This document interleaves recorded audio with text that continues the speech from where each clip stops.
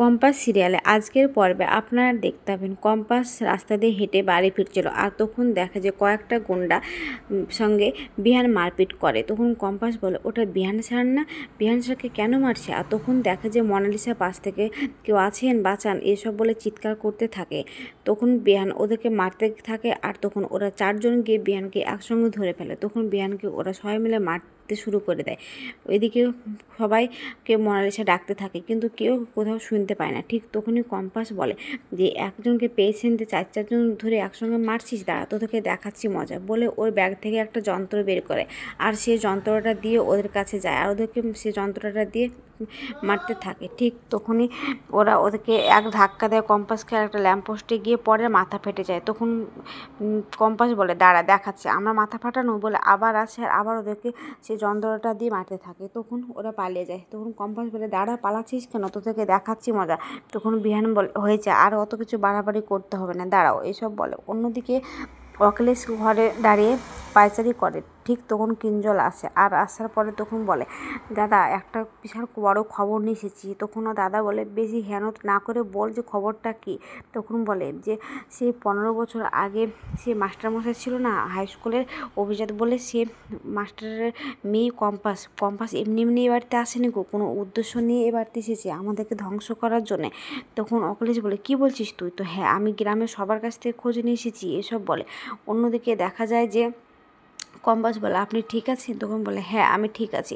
তোমার কিছু হয়নি তো? না আমার কিছু হয়নি, এসব বলে। তখন বলে, ঠিক আছে। তখন ওখানকার মোনালিসা আসে আর বলে, তুই এখানে কি করছিস, কেন এখানে এসেছিস? তখন কম্পাস বলে, আমি এমনি এমনি এখানে আসিনি, আমি রাস্তা দিয়ে ফিরছিলাম বাড়ি, আর তুমি কেউ আছেন করে চিৎকার করছিলে, সেটা শুনে আমি দেখলাম যে বিহান স্যার, তাই আমি এখানে এসেছি। আমাকে তো আসতেই হতো, যতই হোক তোমার বয়ফ্রেন্ড বলে কথা, আর আমার স্বামী, আমার স্মৃতি রক্ষা তো করতে হবে, স্মৃতির সিঁদুর, তুমি তো জানো মেয়েদেরকে স্মৃতির সিঁদুর রক্ষা করার জন্য দায়িত্ব দেয়, এসব বলে। তখন কম্পাস বলে, ঠিক আছে, আমি এসে এখানে তোমাদের অসুবিধায় ফেলে দিয়েছি, তো এবার তোমরা প্রেম করো, তোমরা তো প্রেমই করছিলে, আমি বাড়ি চলে যাচ্ছি। তখন বিহান বলে, আশ্চর্য মেয়ে তো তুমি, এসব বলে। অন্যদিকে কিঞ্জল আবারও অখিলেশকে বলে, এবার আমরা কি করব, আমাদের তো খুব টেনশন হচ্ছে, যদি ও এসে বলে যে আমার বাবা কোথায়, তখন কি হবে? তখন অখিলেশ বলে, নিশ্চয় অত বছর আগের কথা কম্পাসের মনে নাই। তখন বলে, মনে নাই থাকতে পারে, একটা কথা মাথায় রাখবি দাদা, কারণ গ্রামের সবাই কিন্তু আমাদের দিকে ছিল না, কিছু কিছু লোক কিন্তু ওদের দিকেও ছিল। হয়তো ওরা যদি ওই কম্পাসকে সব বলে দেয়, আর সব কিছু শোনার পরে যদি কম্পাস এখানে আসে, তাহলে আমরা কী করব? কিন্তু ওর বাবাকে তো গ্রামের লোকেরা মারছিল, তখন ও পালিয়ে গেছিলো, কিন্তু কোথায় আছে আমরা তো কিছু জানি না। তখন অখিলেশ মনে মনে ভাবে, আমি তো জানি ও কোথায় আছে না আছে, এসব কথা ভাবতে থাকে। অন্যদিকে কম্পাস বলে, ঠিক আছে, তোমাদেরকে তো আমি খুব অত্যাচার করলাম, এবার চলে যাচ্ছি, বলে চশমাটা ঠিক করতে গেলে দেখে যে ওর হাতটা কেটে গেছে। তখন বলে, তোমার হাতটা তো কেটে গেছে। তখন কম্পাস বলে, ও একটু হাত কেটে গেছে, ওতে আমার কিছু হয় না কো। দেখুন আপনার গার্লফ্রেন্ডের চিৎকার করতে করতে গলা ব্যথা হয়ে গেছে, ওকে কোথাও নিয়ে গিয়ে কফি টফি খাইয়ে নিয়েছেন, নাহলে আবার অসুবিধায় পড়বেন, এইসব কথা বলে। তখন বলে, আশ্চর্য মেয়ে তো, তুমি আমার গার্লফ্রেন্ডের সাথে আমাকে রেখে তুমি চলে যাচ্ছ। তখন বলে, তাছাড়া আমার কী করার আছে, আমার তো কিছু করার নাই, বলে সেখান থেকে কম্পাস মন খারাপ করে চলে আসে। আর বিহান ওখানে চুপচাপ দাঁড়িয়ে থাকে, যে এবার কীরকম ধরনের মেয়ে, এসব ভাবতে থাকে। অন্যদিকে দেখা যায় যে অখিলেশ, ওখানে কিঞ্জল আর অখিলেশ দাঁড়িয়ে থাকে, আর অখিলেশ তখন ভাবতে থাকে যে ওর বাবা তো কোথায় আছে, আমি সব কিছু তো জানি, আমি তো ওর বাবাকে তুলে নিয়ে এসেছি। তখন ভাবতে থাকে যে কিছু গুন্ডা দিয়ে ওর বাবাকে আমি একটা জায়গাতে তুলে রেখে এসেছি। আর একটা তখন ডক্টরকে ফোন করে আর বলে, ডক্টর আপনি যাকে চাইছিলেন তাকে কিন্তু পেয়ে গেছে, আর ঠিক জায়গাতেই আছে, আপনি কিন্তু ওনাকে দেখে রাখবেন, আমার কাজ কিন্তু শেষ হয়ে গেছে, এসব বলে ফোন করে। তখন বলে, ঠিক আছে, বলে ফোনটা রেখে দেয়। তখন কিঞ্জল বলে, দাদা কী ভাবছি? তখন ওই অখিলেশ বলে, না আমি তোর কথাই ভাবছি, আর শুনছি আর ভাবছি যে কী হতে পারে, কম্পাস কী করবে এবার, আমাদেরকে তো খুব সাবধানে থাকতে হবে, এসব বলে। ঠিক তখনই কম্পাস বাড়ি ফিরে আসে, আর বাড়ি ফিরে এসে যে অখিলেশ কিঞ্জলকে কিছু বলতে যাবে, আর অমনি কম্পাস এসে দরজার সামনে দাঁড়ায়। তখন অখিলেশ বলে, দাঁড়া আমি দেখছি, বলে অখিলেশ কম্পাসের সামনে আসলে কম্পাস একটু হেসে সেখান থেকে চলে আসে। তখন অখিলেশ আবার কিঞ্জলের কাছে আসার বলে, দেখ ভাই একটা কথা বলি, যা করার আমি করছি, তোকে আর কিছু করতে হবে না, আমাদেরকে কিন্তু কম্পাসকে চোখে চোখে রাখতে হবে, এইসব বলে। ঠিক তখনই ঋতুজা যা আসে ওখানে আর এসে বলে, দাদা দেখো প্রত্যেক বছরের মতো কিন্তু দিদিভাই কিন্তু এবার বড় করে অ্যানিভার্সারি করতে চাইছে না, 30 বছরের অ্যানিভার্সারি। আমি কত আমার আছে যে কত কিছু ভেবে রেখেছি, প্ল্যান আছে এসব বলে।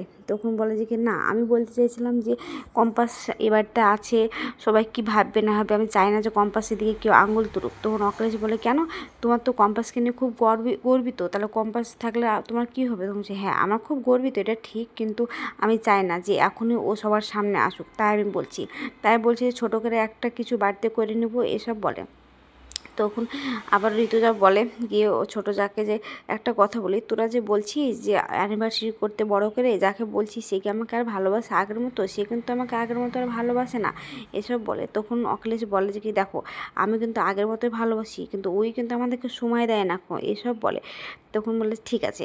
তখন ও বলে যে তুমি কিছু বলছো না কেন কিঞ্জল, তুমি তো কিছু বলো। তখন বললো, দেখো বৌদি, এবার কিন্তু তোমার অ্যানিভার্সারিটা বড় করেই করতে হবে। কেন বড় করে করবো না, প্রত্যেক বছরের মতো করেই করবো। তখন বলে, দেখো ঠাকুরপো, এবার ভাবছি যে কি কিছু বাড়িতে তো অত ভালো কিছু নাই, তাই ভাবছি এবার ছোটো করেই কিছু করতে থাকবো এসব বলে। তখন অখিলেশ ছোটো বউয়ের কাছে যায় আর বলে যে কি ছোটো বৌমা শোনো, তুমি কিন্তু যেটা ভেবেছো সেটা হবে, কিন্তু একটা কি, আমার বউ যখন চেয়েছে যে কি বাড়িতে করবে, তুমি বাড়িতেই হোক কিন্তু বড় করে হবে।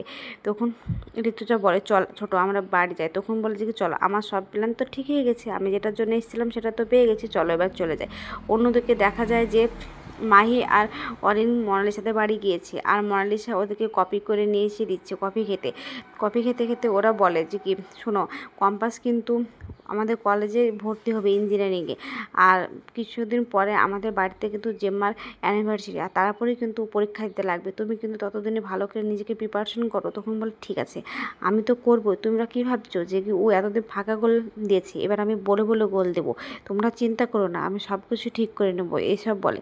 অন্যদিকে দেখা যায় যে কম্পাস ঘরের ভিতরে গিয়ে ওর হাতটা কেটে গেছে, দিয়ে খুব জ্বালা করছে। তখন ওখানে একা ওষুধ লাগায়, তখন ওষুধ লাগাতে বলো কি জ্বলছে, এইটুকু জ্বালা, এইটুকু কেটেছে, তবে কত জ্বালা, আমি ভেবেছিলাম কিছু হবে না, কিন্তু এখন দেখছি না, আস্তে আস্তে তো জ্বালাটা বেরিয়ে যাচ্ছে। তখন সেখানে বিহান এসে চুপ করে দাঁড়িয়ে দেখছে। অন্যদিকে দেখা যায় মোনালিসার বাড়িতে ওরা আছে। তখন ওরা বলে, মোনালিসা দি এবার আমরা বাইরে যাও, অনেক রাত হয়ে গেছে, বাড়িতে সবাই খোঁজাখুঁজি করবে। তখন বলে ঠিক আছে তোমরা যাও, তাহলে আবার দেখা হবে। ওরা চলে গেলে তখন ওখানে অভিজ্ঞান দত্ত আসে আর বলে, মোনালিসা একটা কথা বলি, একবার তো হারালে নিজের মনের মানুষকে, তাও সেদ পেলে না, আবার ওদেরকে তুমি সিগারেট কথাগুলো বলছো, ওরা তো কিছু কাজেরই না, ওদেরকে যদি বাড়িতে গিয়ে একটা ধমক দেয় তাহলে কিন্তু তোমার সব সিক্রেট বলে দিবে। তখন মোনালিসা বলে, না গো দাদু, কিছু বলিনি, তুমি কিছু করো না দাদু, আমি ওই কলেজে ভর্তি হবো যে কলেজে কম্পাস ভর্তি হবে। তখন বলে, কেন, তুমি তো নিজে বড়ই করে বললে যে তুমি এবার তোমার নিজের ট্যালেন্টে ভর্তি হয়ে দেখাবে। তখন বলে, তুমি একটু করো তো কিছু, তারপর আমি দেখছি, একটু তো সময় লাগবে পড়াশোনা করতে নাকি, এসব কথা বলে।